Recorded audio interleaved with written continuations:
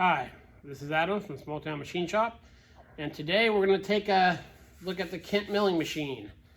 Ever since I've gotten it, it's had a rattle noise up in the head somewhere. It's a veritable speed, so it has, like a snowmobile or a snapper lawnmower. It's a veritable pitch pulley in there, and I'm pretty sure that's where it's coming from. So we're going to take some of these covers off and dig in and see what we find. We'll start by taking this cover off. I've loosened the bolts.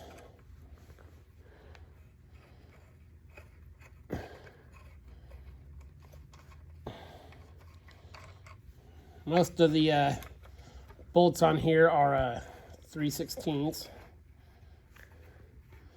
It's odd with this machine because it says it had a Kent name tag, but on the body it has a Jet machine tag. So makes it kind of interesting to look up stuff for. Let's cover off.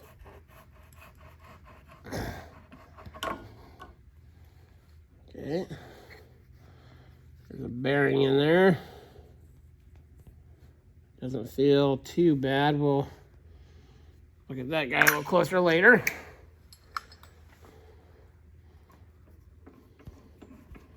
The spindle goes through. So now what we'll do is we'll go out here. I'll take the slack off the tensioning thing. Oh, wrong way. Loosen there. And that doesn't feel super awesome. I don't know if you can see that wiggling in there.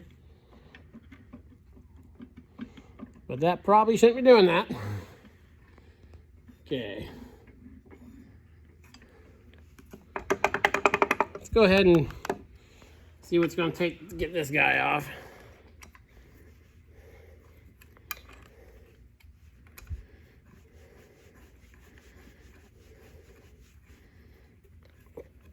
The machine was cutting fine, and always has, but that noise has just been getting a little worse. I noticed it more in the slower speeds.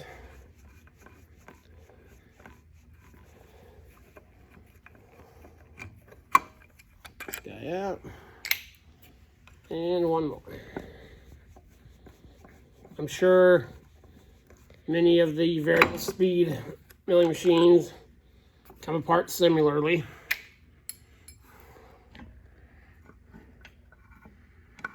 Yeah, it's got one more part on there.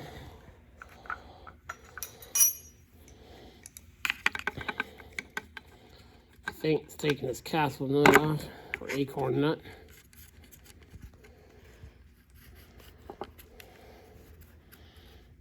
Get this guy off.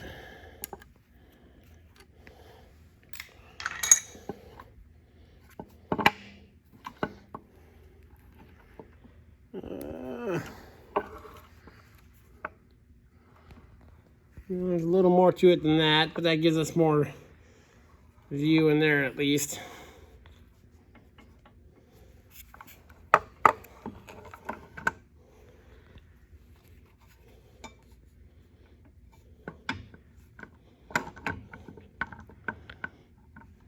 Okay, let me figure out how to get this out of the way, and I'll bring you back. So I took this off, just pulled this there was a roll pin in there, and this little chain drive. So there's what wobbling in there, as you can see. We're handing behind there now.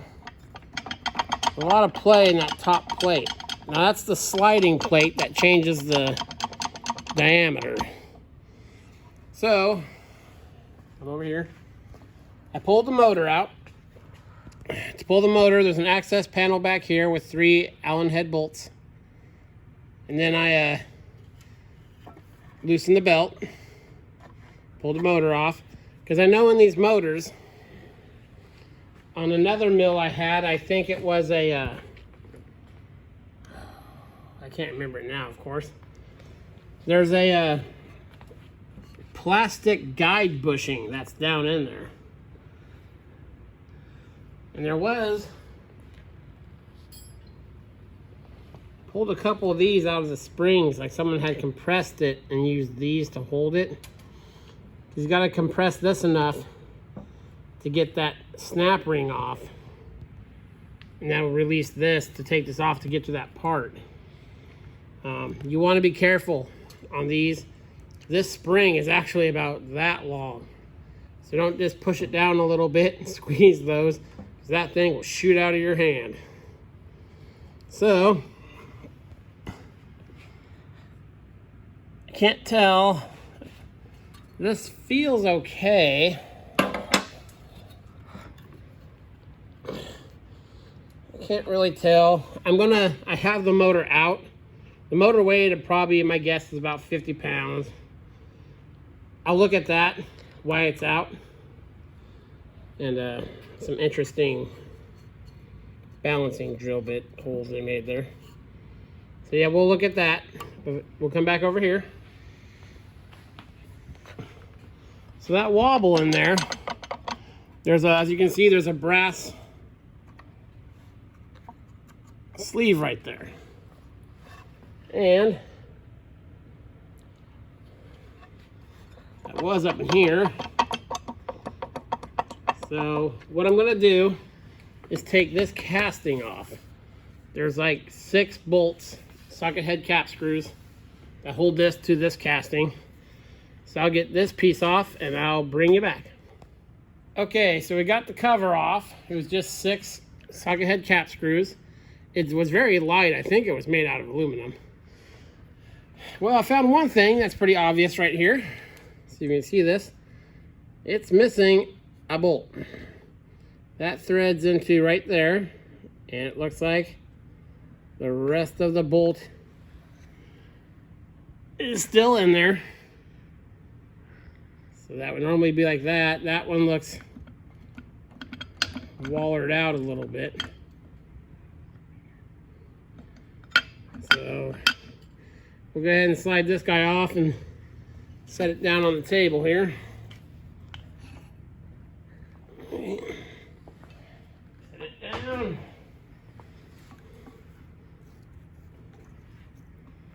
Got this little bushing here.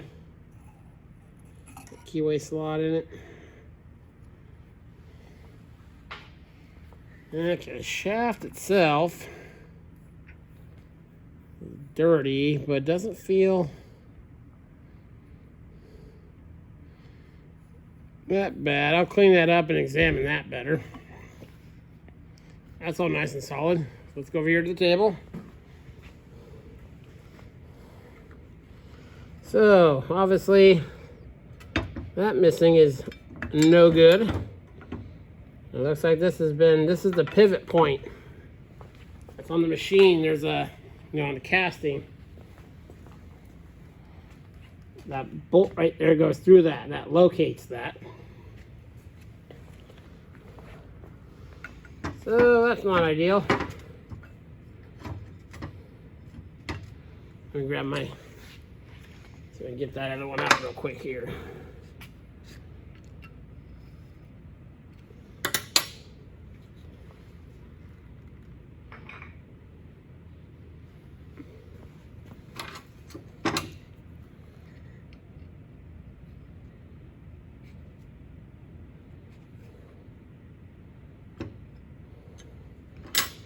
Yeah, have to look at it. The head's kind of messed up on it. This guy looks, it's got some galling in there. So I'll definitely have to take a look at that.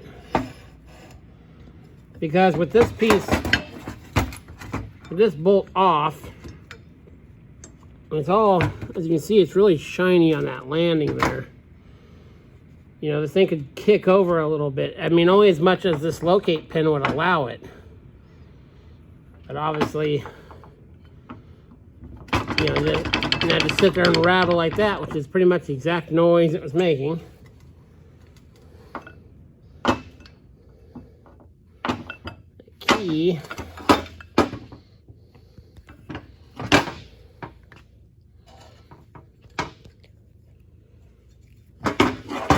Doesn't look too bad. So yeah, this has been the initial disassembly and diagnosis of the Kent milling machine.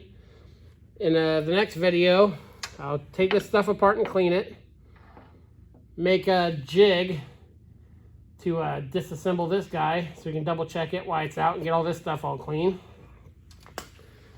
And of course, we'll come in here and clean all this stuff up. Belt looks okay. You know, we'll get all this stuff cleaned. Make sure everything's turning nice. No wobble. And this only took, this was probably only, you know, a half hour to disassemble it to this point. So, you know, it doesn't take much to get into these machines. They always seem a lot more complicated than they are. So yeah, next video we'll get to doing some work on this. This is Adam from Small Town Machine Shop. Please comment, like, and subscribe, and thanks for watching.